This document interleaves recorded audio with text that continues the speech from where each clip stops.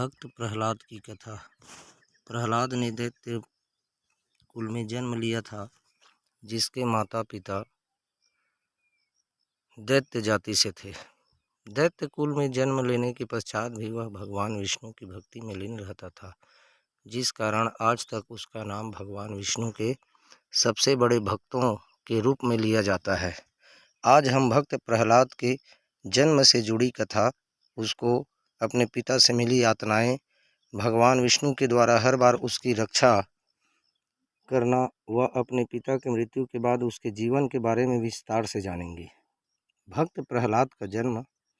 जब प्रहलाद अपनी माँ कयाधु के पेट में था, तब उसके चाचा हिरण्याक्ष का भगवान विष्णु के वराह अवतार ने वध कर दिया था।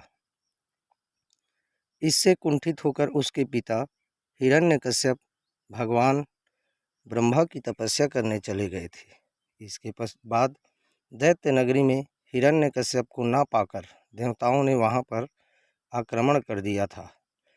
उन्होंने दैत्य नगरी पर अधिकार कर लिया तथा कयाधु को बंदी बना लिया। इंद्रदेव कयाधु को बंदी बनाकर अपने साथ ले जाने लगे कि नारद मुनि ने उन्हें रोक दिया। नारद मुनि ने इंद्र से कहा कि तुम एक गर्भवती स्त्री पर अत्याचार नहीं कर सकते, और वह भी जब उसके गर्भ में भगवान विष्णु का भक्त पल रहा हो। इसके पश्चात नारद मुनि कयाधु को इंद्र के चंगुल से छुड़ाकर अपने आश्रम में ले आए तथा हिरण्यकश्यप की तपस्या पूर्ण होने तक अपने आश्रम में रखा। इस दौरान नारद मुनि कयाधु को हरि भजन सुनाते व भगवान की कथाओं का विस्तार पूर्वक वर्णन करते। नारद मुनि के इन वचनों का सकारात्मक प्रभाव कयाधु के गर्भ में पल रहे अजन्मे प्रहलाद पर भी पड़ रहा था। यही कारण था कि जब उसका जन्म हुआ तब वह विष्णु भक्त बना। उससे पहले उसके 4 बड़े भाई भी थे, जिनका जन्म दैत्य नगरी में ही हुआ था, किंतु उनमें से केवल प्रहलाद ही विष्णु भक्ति में लीन रहता था। इसी बीच हिरण्यकश्यप की तपस्या समाप्त हो गई तथा भगवान ब्रह्मा से उसने तीनों लोकों में सर्वशक्तिशाली होने का वरदान प्राप्त कर लिया।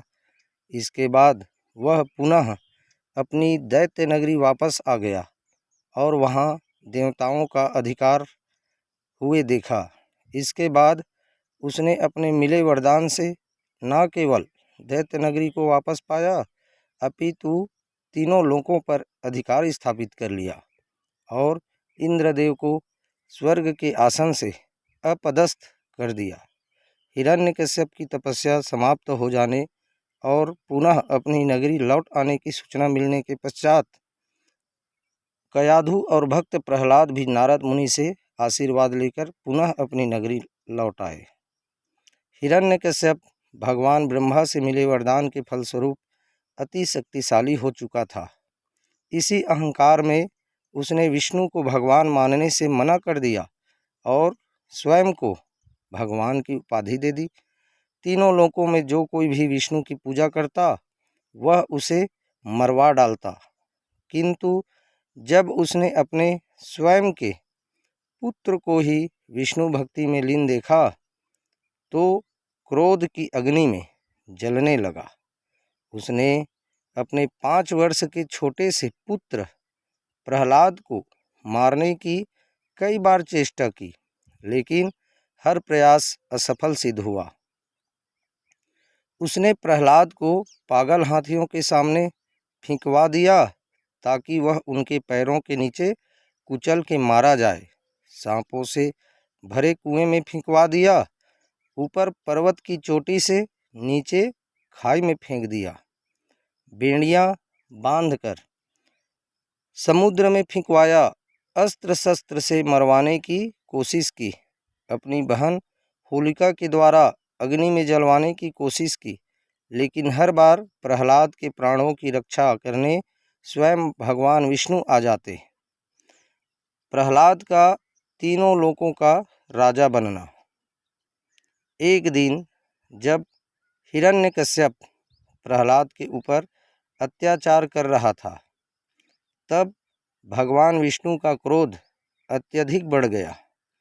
उस समय उन्होंने अत्यंत भयानक रूप लिया, जो नृसिंह अवतार कहलाया। इस अवतार को धारण कर उन्होंने प्रहलाद के पिता हिरण्यकश्यप का वध कर डाला। इसके पश्चात भगवान नरसिंह के क्रोध को भक्त प्रहलाद ने शांत करवाया।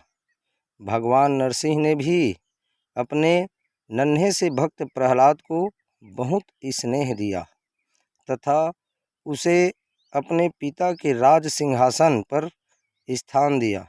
प्रहलाद की विष्णु भक्ति से प्रसन्न होकर भगवान विष्णु ने उसे तीनों लोकों का राज प्रदान किया। इसके पश्चात भगवान नरसिंह पुनः भगवान विष्णु में समा गए।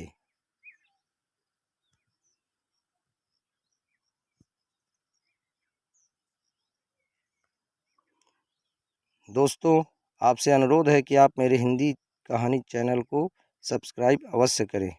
धन्यवाद मित्रों।